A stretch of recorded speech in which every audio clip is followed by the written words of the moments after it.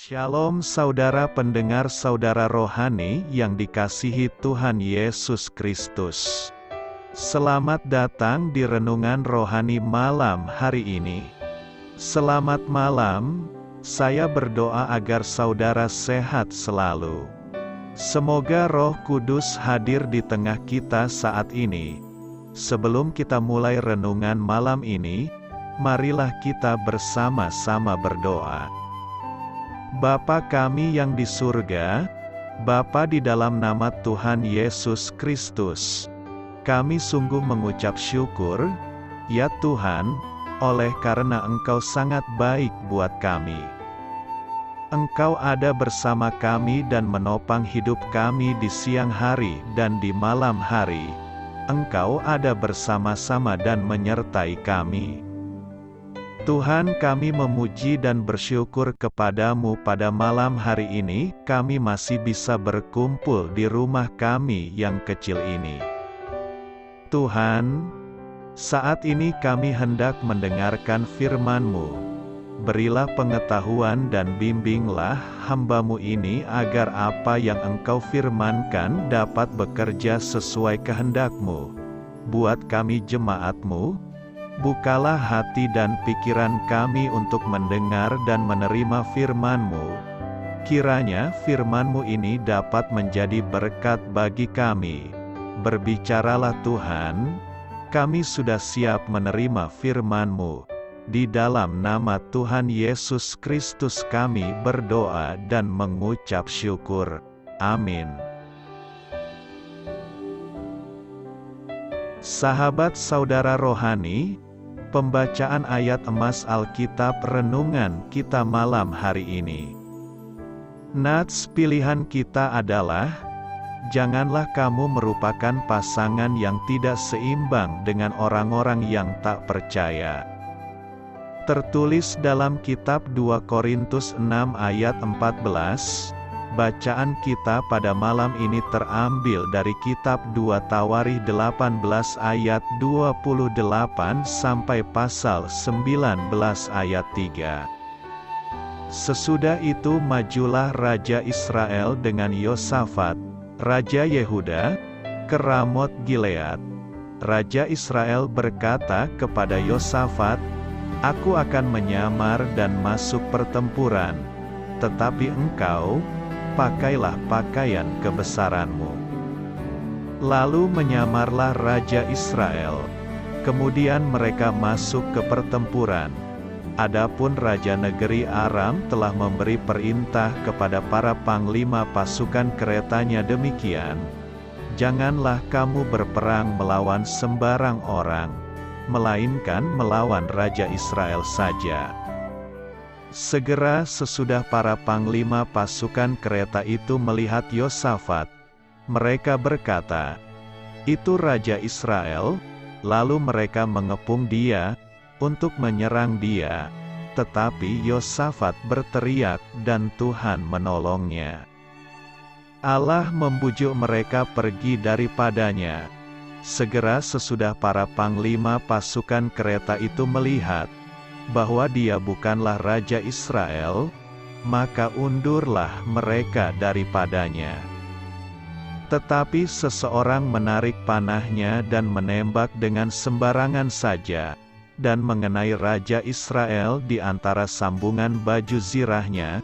Kemudian ia berkata kepada pengemudi keretanya, "Putar, bawa aku keluar dari pertempuran, sebab aku sudah luka." Tetapi pertempuran itu bertambah seru pada hari itu, dan Raja Israel tetap berdiri di dalam kereta berhadapan dengan orang Aram itu sampai petang. Ia mati ketika matahari terbenam.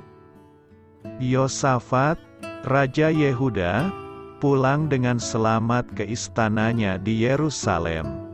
Ketika itu Yehu bin Hanani, pelihat itu, pergi menemuinya dan berkata kepada Raja Yosafat, "Sewajarnyakah engkau menolong orang fasik dan bersahabat dengan mereka yang membenci Tuhan? Karena hal itu Tuhan murka terhadap engkau. namun masih terdapat hal-hal yang baik padamu, karena engkau menghapuskan tiang-tiang berhala dari negeri ini dan mencari Allah dengan tekun. 2 Tawari 18 ayat 28 sampai pasal 19 ayat 3. Topik dari ayat emas renungan kita adalah hal yang benar dan salah tidak pernah dapat menjadi mitra.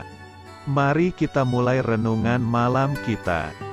Judul renungan kita hari ini adalah hati-hati memilih sekutu. Kisah inspiratif, Star Alliance, terjemahan literal. Persekutuan bintang adalah afiliasi perusahaan penerbangan yang berusaha memberi keuntungan maksimal bagi para penumpangnya. Jika Anda bepergian dengan salah satu perusahaan penerbangan ANGGOTANYA, Anda dapat mengumpulkan poin frequent flyer dan menikmati check-in yang lebih cepat di situs Alliance. Hal itu disebut cara yang lebih berbudaya untuk terbang ke seluruh dunia. Namun tak semua persekutuan menguntungkan kedua pihak. Di 2 Tawarikh kita membaca Ahab, Raja Israel yang jahat, bersekutu dengan Yosafat, Raja Yehuda, saat menggabungkan angkatan perang melawan Aram. Mengapa Yosafat menjalin ikatan bodoh dengan Ahab? Alkitab tidak menyebut alasannya. Namun kita tahu mengapa Ahab mendorong Yosafat untuk mengenakan jubah kerajaannya sementara ia menyamar dalam peperangan. Ia tahu target utama bangsa Aram adalah membunuh raja. Tentara musuh pun mengepung Yosafat. Ia berseru kepada Allah, meminta pertolongan dan Allah mengalihkan perhatian tentara musuh. Walaupun Ahab telah merancang rencana curang untuk menyelamatkan diri, ia terbunuh oleh sebuah panah nyasar. Sekalipun Yosafat lolos, Yehu sang nabi menegur dia, "Sewajarnyakah engkau menolong orang fasik dan bersahabat dengan mereka yang membenci Tuhan?" 2 Tawarikh 19 ayat 2. Menolong orang yang membutuhkan adalah tindakan saleh, namun menjalin persekutuan yang tidak bijaksana dengan mereka yang membenci Allah dapat membawa bencana. Pastikan Anda memilih sekutu dengan hati-hati. Amin. Marilah kita renungkan di dalam hati kita. Ada suatu pertanyaan terkait dengan topik ini. Apakah orang Kristen boleh berpacaran dengan atau menikahi orang non-Kristen? Jawabannya adalah, di dalam kitab 2 Korintus 6 ayat 14 menyatakan, "Janganlah kamu merupakan pasangan yang tidak seimbang dengan orang-orang yang tak percaya. Sebab persamaan apakah terdapat antara kebenaran dan kedurhakaan? Atau bagaimanakah terang dapat bersatu dengan gelap?" Walaupun ayat ini tidak secara khusus merujuk kepada pernikahan, implikasinya bagi pernikahan sangatlah jelas. Selanjutnya, di bagian Alkitab ini juga menyatakan dengan tegas, persamaan apakah yang terdapat antara Kristus dan Belial? Apakah bagian bersama orang-orang percaya dengan orang-orang tak percaya? Apakah hubungan bait Allah dengan berhala? Karena kita adalah bait dari Allah yang hidup menurut firman Allah ini, "Aku akan diam bersama-sama dengan mereka dan hidup di tengah-tengah mereka, dan aku akan menjadi Allah mereka, dan mereka akan menjadi umatku." Sebab itu, keluarlah kamu dari antara mereka, dan pisahkanlah dirimu dari mereka, firman Tuhan, dan janganlah menjamah apa yang najis, maka aku akan menerima kamu. 2 Korintus 6 ayat 15-17.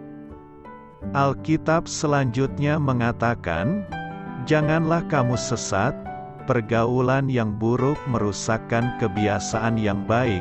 1 Korintus 15 ayat 33.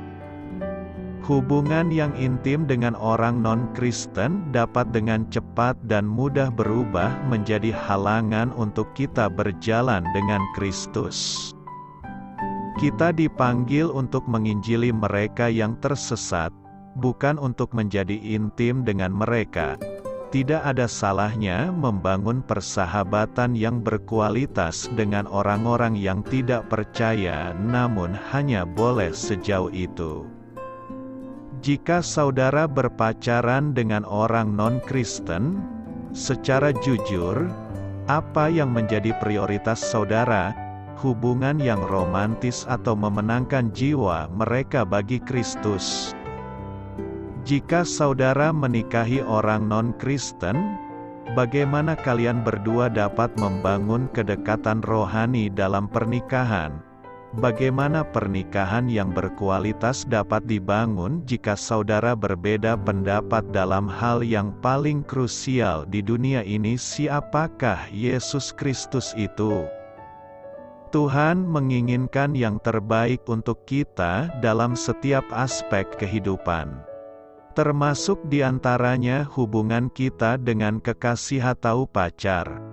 Kita berkencan untuk mendapatkan kesenangan, persahabatan, pengembangan kepribadian dan memilih kawan. Bukan untuk popularitas atau untuk merasa aman. Jangan biarkan lingkungan pergaulan memaksa kamu memasuki situasi kencan yang kurang pantas. Ketahuilah bahwa lebih dari 50% remaja putri dan lebih dari 40% remaja putra tidak pernah berkencan pada masa-masa SMA. Alkitab memberikan kita beberapa pegangan yang jelas untuk membimbing kita dalam membuat keputusan mengenai soal kencan atau pacaran. Jagalah hatimu. Alkitab mengatakan kepada kita untuk berhati-hati dalam memberikan atau menyampaikan kasih sayang kita, karena hati kita mempengaruhi segala sesuatu dalam hidup kita. Jagalah hatimu dengan segala kewaspadaan, karena dari situlah terpancar kehidupan. Amsal 4 ayat 23. Kamu akan menjadi seperti teman-temanmu bergaul. Kita juga cenderung menjadi seperti teman-teman sepergaulan kita. Prinsip ini berhubungan erat dengan hal yang pertama dan sama pentingnya dalam pergaulan seperti dalam hubungan kencan atau pacaran. Janganlah kamu sesat, pergaulan yang buruk merusakkan kebiasaan yang baik. 1 Korintus 15 ayat 33. Orang Kristen hanya boleh berkencan atau berpacaran dengan sesama Kristen. Biarpun berteman dengan teman non-Kristen tidak dilarang. Mereka yang khususnya dekat di hati haruslah orang percaya yang sudah dewasa yang merupakan pengikut Kristus yang taat dalam hidupnya. Janganlah kamu merupakan pasangan yang tidak seimbang dengan orang-orang yang tak percaya. Sebab persamaan apakah terdapat antara kebenaran dan kedurhakaan? Atau bagaimanakah terang dapat bersatu dengan gelap? 2 Korintus 6 ayat 14. Apakah itu cinta yang sesungguhnya? 1 Korintus 13 ayat 4-7 mendeskripsikan cinta yang sesungguhnya. Tanyalah hatimu pertanyaan-pertanyaan berikut. Apakah kalian sabar satu sama lain? Apakah kalian baik terhadap satu sama lain? Apakah kalian saling cemburuan? Apakah kalian suka menyombongkan baik diri sendiri maupun sang pasangan? Apakah ada kerendah hatian dalam hubungan kalian? Apa kalian kasar memperlakukan satu sama lain? Apa kalian saling mementingkan diri sendiri? Apa kalian mudah marah terhadap satu sama lain? Apa kalian suka mengingat-ingat kesalahan sang pasangan di masa lalu? Jujurkah kalian satu sama lain? Apakah kalian saling melindungi? Apakah kalian saling mempercayai? Kalau jawabanmu, ya, untuk semua pertanyaan di atas. Artinya 1 Korintus 13 seperti firman Tuhan berkata, kalian sungguh saling mengasihi satu sama lain. Kalau ada jawabanmu yang tidak atas pertanyaan-pertanyaan di atas, artinya mungkin kalian harus mendiskusikan hal-hal di atas dengan pacarmu. Seberapa jauhkah terlalu jauh? Banyak pelajar-pelajar menanyakan, seberapa jauh yang kita boleh lakukan dalam berpacaran atau berkencan? Beberapa prinsip yang akan menolongmu untuk memutuskan apa yang pantas dan yang tidak dalam berpacaran atau berkencan. Apakah situasi yang kuciptakan mengundang dosa seksual atau menghindarinya? 1 Korintus 6 ayat 18 berkata, jauhkanlah dirimu dari percabulan. Kita tidak dapat melakukan ini apabila kita mencobai diri kita sendiri karena kecerobohan kita. Bagaimanakah reputasi sang kekasih atau pacar? Ketika menerima undangan kencan pada dasarnya seperti berkata, aku memiliki kesamaan pandangan dengan engkau. Hal inilah yang dapat membuat kamu menyesal nantinya. Ingatlah 1 Korintus 15 ayat 33. Pergaulan yang buruk merusak kebiasaan yang baik. Apakah ada pengaruh obat-obatan atau alkohol? Jangan merubah pandanganmu hanya untuk pacarmu. Apa aku tertarik dengan tipe orang yang salah? Yakinkan bahwa pesan yang kamu sampaikan dengan perbuatanmu tidak membuat orang lain merubah pandanganmu. Sadarkah aku kalau dosa itu terbit dari hati? Matius 5 ayat 28 berkata, setiap orang yang memandang perempuan serta menginginkannya sudah berzinah dengan dia dalam hatinya. Apakah tempat berkencanmu tepat dan pantas? Tujuan yang baik kadang terlupakan oleh godaan dan kesempatan yang terlalu besar. Apakah aku melakukan sesuatu yang merangsang secara seksual? Jangan melakukan kontak yang merangsang seksual seperti petting. Kalau sudah terlanjur jauh, mengapa memutuskan untuk berhenti? Tuhan itu pengampun. 1 Yohanes 1 ayat 9 berkata bahwa jika kita mengaku dosa kita, maka Ia adalah setia dan adil, sehingga Ia akan mengampuni segala dosa kita dan menyucikan kita dari segala kejahatan. Kamu dapat mulai sesuatu yang baru dengan Tuhan kapanpun. Tuhan itu kudus. Firman-Nya berkata bahwa dosa seks itu salah, dan Dia tahu segala yang terbaik. Tuhan itu penuh kasih.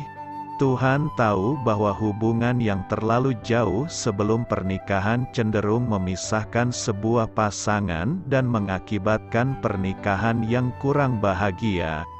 Ia tahu bahwa banyak pria tidak mau menikahi wanita yang pernah berhubungan terlalu intim dengan pria lain. Doa saya menyertai saudara sekalian. Saya memberkati Anda agar sewaktu Anda mencarinya dari Dia, Bapa Surgawi Anda akan memberikan bagi Anda roti harian Anda. Dalam nama Yesus Kristus, Tuhan yang berkuasa atas alam semesta dan menuntun kita kepada iman yang menyelamatkan. Tuhan Yesus menyertai senantiasa. Terima kasih sudah berkenan mendengarkan renungan malam saudara rohani. Tuhan memberkati. Amin.